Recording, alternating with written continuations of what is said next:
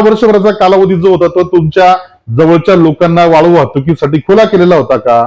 गिरणा पात्रातली अवैध वाळू उत्खनन बंद झाले आहे. जर गिरणा पात्रामध्ये ठराविकच लोक त्या ठिकाणी वाळू उत्खनन करण्यासाठी हा ठेका बंद पडावा किंवा भविष्यात अशा प्रकारचे नदी पात्र आपल्या धरणातील वाळू किंवा त्या ठिकाणी खुलीकरण होणारे ठेके चालू द्यायचे नाही आणि अखंडपणे अवैध वाळू वाहतुकीचा व्यवसाय करायचा, असं जर धोरण असेल तर हे नक्कीच निषेधार्थ आहे. की जर तुम्हाला या बाबतीत काही निर्णय घ्यायचा असेल तर ठोसपणे तातडीने घ्यावा, अन्यथा आम्ही वाळूच्या बाबतीमध्ये रस्त्यावर आल्याशिवाय राहणार नाही. मागील आठवड्यात चाळीसगाव तालुक्यात जी दुःखद घटना घडली, एका निष्क्रिय व्यवस्थेची बळी पडलेली चाळीसगाव तालुक्याची लेक रेपुरीतील आमच्या एका सर्वसाधारण कुटुंबातली मुलगी त्या ठिकाणी डंपरच्या खाली चिडून तिचा दुर्दैवी अंत झाला आणि त्या माध्यमातून चाळीसगावमध्ये वाळू वाहतुकीच्या संदर्भामध्ये अनेक प्रश्न उपस्थित होत आहेत किंवा उपस्थित केले जात आहेत.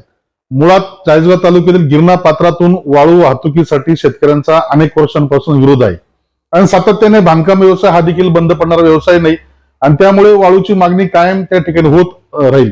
परंतु जामदा धरणामधील वाळू उत्खननाचं ज्यावेळेस टेंडर निघालं त्यावेळेस सर्व त्या ठिकाणी पक्षीयांनी त्याला समर्थन दिलं. त्या ठिकाणी कंत्राटदाराने अनियमितता केली अशा प्रकारचा त्या ठिकाणी ठपका ठेवण्यात आला. जर त्यात सत्यता होती तर तुम्ही आज जे वाळू नियंत्रणासाठी पथक उभारण्या केलेल्या आहेत, 4-4, 5-5 पथक त्या ठिकाणी तुम्ही ठेवलेले आहेत, मग त्याच वेळेस एक पथक त्या ठिकाणी ठेवायला पाहिजे होतं. आणि मग ती जर अनियमितता झालीच होती तर तिला 1 वर्षाचा कालावधी घेऊन तुम्ही अजून चौकशी त्याची पूर्ण केली नाही किंवा केली जरी असेल तिचा अद्याप हायकोर्ट पर्यंत अजून गेलेला नसल्याची माहिती मिळत आहे. मग माझं असं म्हणणं आहे की तुम्ही हा वर्षभराचा कालावधी जो होता तो तुमच्या जवळच्या लोकांना वाळू वाहतुकीसाठी खुला केलेला होता का? गिरणा पात्रातली अवैध वाळू उत्खनन बंद झाले आहे का?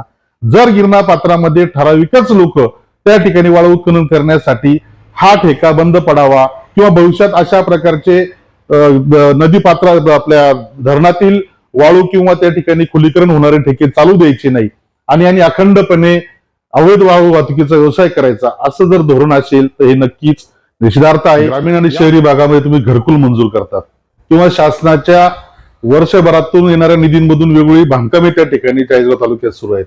याला लागणारी वाळू यासाठी शासनाने ठरवून दिलेल्या धोरणानुसार 600 रुपये प्रति टन या भावाने लोकांना, सर्वसामान्य लोकांना वाळू मिळावी यासाठी शासकीय ठेके त्या ठिकाणी देण्यात येत होते आणि त्याला अनुसरून जामदा धरणातला वाळू उत्खनन करणे प्लस शेतकऱ्यांना त्या ठिकाणी गाळ बाजूला करून त्या धरणाची खोलीकरण करून आजूबाजूच्या परिसरातल्या विहिरींना त्याचा लाभ व्हावा असा त्या ठेक्याचा उद्देश होता.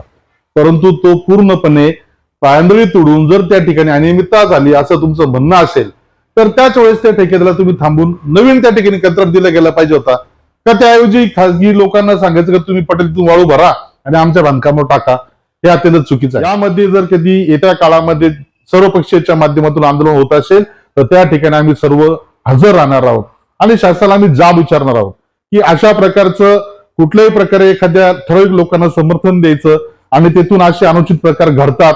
रात्री बिरात्री चाळीसगावातून अनेक डंपर त्या ठिकाणी इतर तालुक्यातून जात आहेत, त्यावर नियंत्रण कोणाचं आहे का? त्याला कोणी विचारणा करतं का की तुम्ही या ठिकाणी पावतीने वाळू वाहतायत की अवैध उत्खनन करतायत? तालुक्यात जणू काही तात्काळ पैसे कमवण्याची स्पर्धा या तालुक्यात निर्माण झालेली आहे आणि आमच्याकडे संपूर्ण डाटा आहे. मी अनेकदा माननीय तहसीलदार साहेब, प्रांत साहेब यांना विनंती केली की तुम्ही मला तुमच्या आवारामध्ये एक LED बसवण्याची परवानगी द्या, जेणेकरून चाळीसगाव तालुक्यामधील आमच्याकडे जो डाटा प्राप्त झाला आहे, कोणते वाहनं वाळू वाहतूक करतात, कोणते मशीन भरून देतात आणि कशा पद्धतीने सर्व रॅकेट पूर्वत सुरू आहे हे आम्ही त्या ठिकाणी त्यांना दाखवणार आहोत. या बाबतीमध्ये माझी एकच विनंती आहे की जर तुम्हाला या बाबतीत काही निर्णय घ्यायचा असेल तर ठोसपणे तातडीने घ्यावा, अन्यथा आम्ही वाळूच्या बाबतीमध्ये रस्त्यावर आल्याशिवाय राहणार नाही.